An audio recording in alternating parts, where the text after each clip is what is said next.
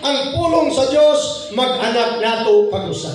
Ang pulong sa Dios magpatubo nato sa atong Kristohanong kinabuhi. Ang pulong sa Dios magpatahong nato o maghingpit nato aron mahimutan ang ayan.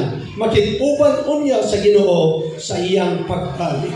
Busa mga kaigsunan, ibalik-balik sa itong mga kaigsunan, kinahanglan kita o daghang pulong sa Diyos.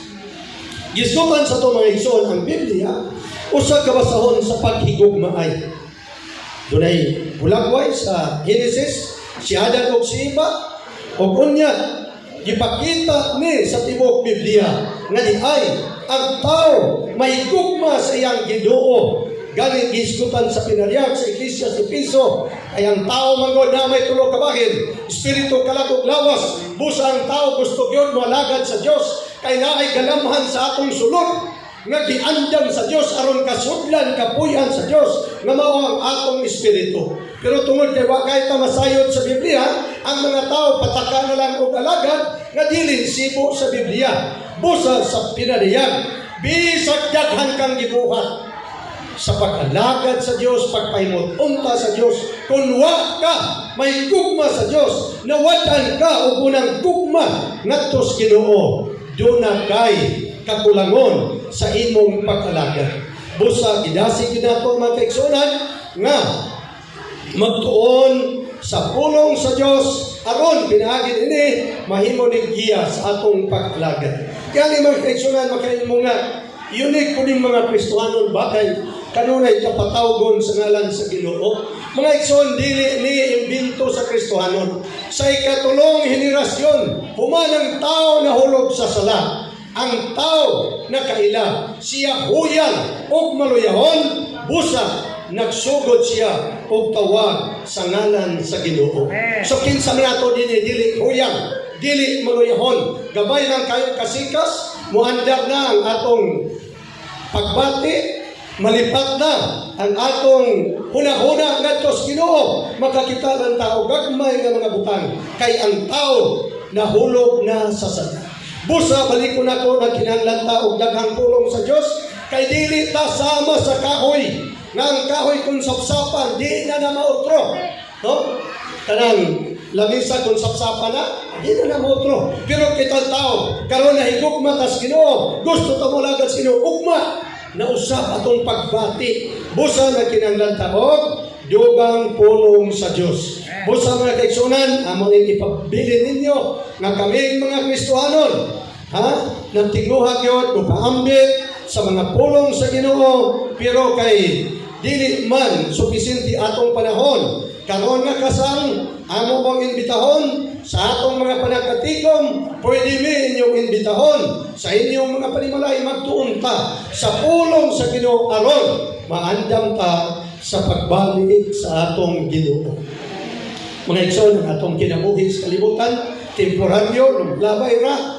Gani, yatong miaging adlaw dito ng Kidapawan ay among yatuan nga namatay among giingnan. Brad, kamo nga mga sakop, diining mipahulay. Daghan bagkwarta ning namatay, dako bagyuta ning namatay, isla wala. Daghan karon mga tao way kwarta sa bangko ikabilin, sa ilang kaliwat walay yuta ni ikabilin silang kaliwat. Kay kung magbilin po ka kwarta, magbilin ka yuta, awayan man na sa imong mga kaliwat. Unsay maayo ato ikabilin sa atong mga kaliwat, ang pag-alagad sa atong Ginoo. Ikaw nga ginikanan, nag-alagad ba ka sa imong Ginoo nga imong ikapasunod sa imong mga anak? Sama ni Abraham, ang anak ni Abraham, ang apo ni Abraham, apo manggani sa tuhod nga si Jose, nakadeklara sila, ang Diyos ni Abraham, Diyos ni Isaac, Diyos ni Jacob. Igsoon ikaw, ang imong Diyos yalagaran karon. Imo kang masiguro, ang imong anak, ang imong apo, mag-alagad sa Diyos kay imong yalagaran. Tiyari mo ikag, kay mo ba yung namata kahayag, o po ilang pagkamatyan. Sibo ba sa Biblia ganina sa atong giawit, sa atong pag-alagad, musibo sa paagi o kabubuton sa Ginoo. Mga kaigsunan, ang uban way kwarta wayutan gikabilin, wa po'y gikabilin nga pag-alagad sa Diyos. Kung saray lang gikabilin silang mga sakit nga lang. Nganong diabetison ka, kay si Lolo diabetison. Nganong high blood ka, kay si Papa high blood. Wayuta, way kwarta, way pag-alagad sa Dios, sakit ra sir, ma'am. Ang ilang gikapamana sa ilang mga kaliwatan. Dili unta, ingon ni ana ang kahintang nato, kinahanglan ang labing maayo ang pag-alagad sa Dios. Mo'y atong ikapabilin, ikapapanunod sa atong mga kaliwatan.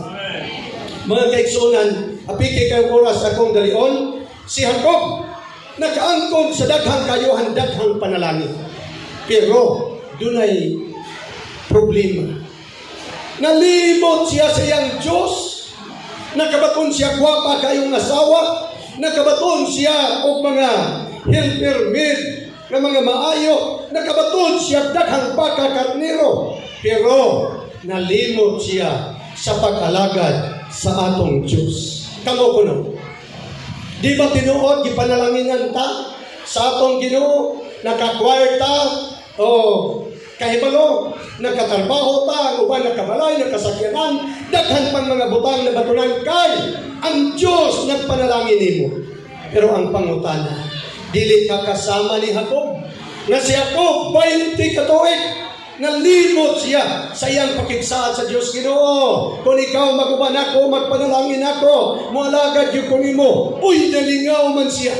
Kaysa diyan dito na siya nilaban. Gusto na siya mga sawa sa anak nilaban. Gingnan na siya. Sige, kung gusto ka, serbisyuhin 7 katuig. Serbisyo siya 7 katuig. Pagkahuman, ingon siya na human ako ang 7 katuig. Uy, ang prinsipyo niya ay nila, dili pwede minyoon ang manghod, kung dili maminyo ang magulang. Daw biser kayang iyang gihigugma si Raquel, manghod man ni Leah. Busa sa 7 katuig, human 7 katuig, ang gihatag si Leah. Isa di man ni mula kong ihigugma. At ibang manghod, ingon sila ba ko gusto ka ni manghod? Sige, serbisyo, laing 7 katuig. Alang serbisyo na po sila, bantay karnero, bantay sa mga hayop, laing 7 katuig. 7 plus 7, 14 ha? Human, iyang nagdawat si Raquel. Ipaserbisyo po siya. O gunong katuig sa iyang mga hayop. Kay gusto siya po makabaton. O daghang mga hayop. Pila katuig, nalimot siya sa Ginoo. Yes, ipanalanginan siya. Si Jacob, 13 manggaling kamuk anak. Tungod kay ipanalanginan yun sa Diyos. Daghang mga hayop iyang nabatunan. Ang problema, nalimot siya sa iyang relasyon sa pag-alagad sa Ginoo. Kita ka ha? Ato ko nung pamalandungan. Basig na lingaw na ta. Sa daghang mga butang nga gihatag sa Diyos nato, wala na ta mahinumdum nga dunay Diyos amay natong alagaran. Basig dito na ta sa ICU. Kanang di pabitaw kita mawad-ag panibuo. Usawa yun, Ginoo, kung ibalik nimo ang akong panahon, mutinuod na yun ko, o kalagad nimo. Mubasa na yun ko Biblia, magtinarong na yun ko simba. Pero basig, ulahin na, tuwa na ka sa ICU, nagdiso na ka sa imong paginhawa, busa nagtaob yung mga kaigsunan, kining kasal sa atong mga kaigsunan, mahigong panalangin nato, dili lang, magkapaimulos ta silang handa, kung dili, masayod ta. Nga ang tao, kinahanglan mo alagad sa Ginoo, o sa iyang pag-alagad sa Ginoo. Giskutan sa Deuteronomio 12:5, dunay dapit nga gipili o gitudlo sa atong Diyos. Di ba ang katawhan sa Israel, katawhan man sila sa Diyos, unya ang Diyos masimba man bisan asa, pero sa dito sila sa Ito, Assyria o Babylonia, nangandoy sila. Mubalik sa dapit, sa yuta, sa Kanaan, kay dito ilang nasimba ang ilang Diyos sa paagi nga gitudlo sa Diyos. Busa, dunay Isdras, dunay Nehemias, gigamit sa Diyos sa pagpayuli aron magsimba sila sa Diyos sa hustong paagi nga gitudlo sa Diyos sa pag-alagad o pagsimba kaniya.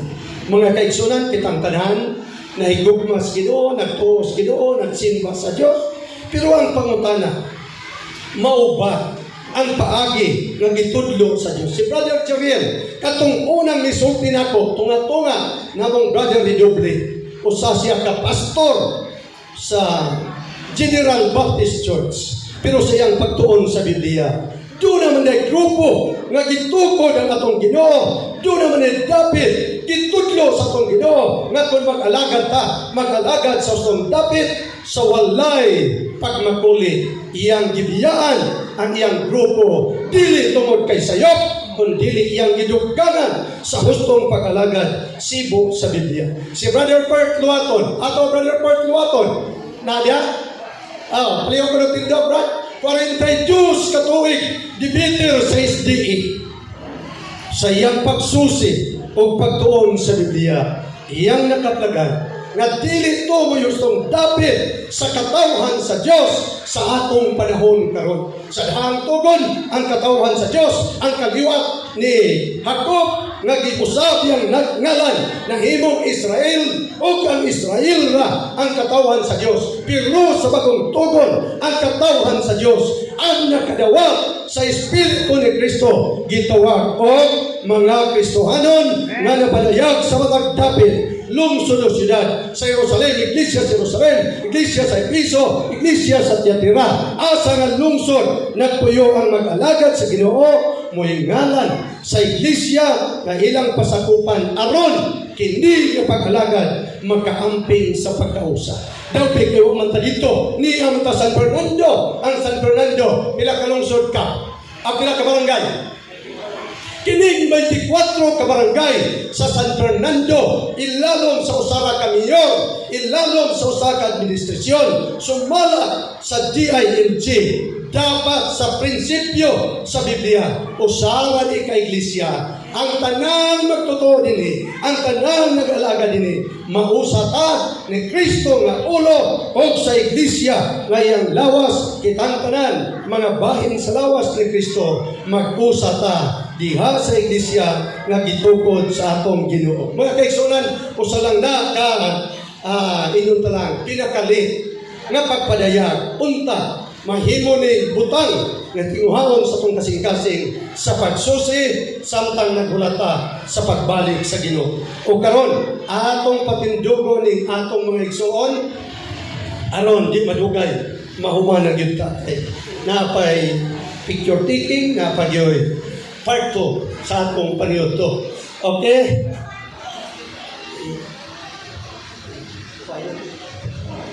Okay, atos lang patindogon.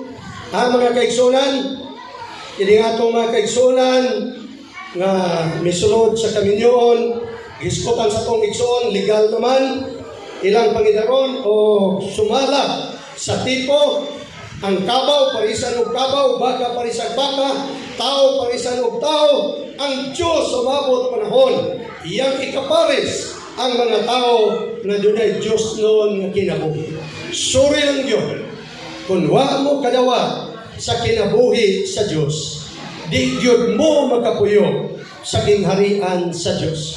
Kung gusto ka mo puyo sa kingharian sa mga isda, kinahanglan ka kinabuhi sa isda. Kung gusto ka mapuyo sa kingharian sa mga langgam, kinahanglan ka kinabuhi sa langgam. Kung gusto ka mapuyo sa kingharian sa Diyos, dili relihiyon ang imong gikinahanglan, kinabuhi sa Diyos. O kanang kinabuhia, mutubo, aron mahimo kang matahom, qualified ka unya, mutambong sa kasal ni Kristo o sa iyang katawhan.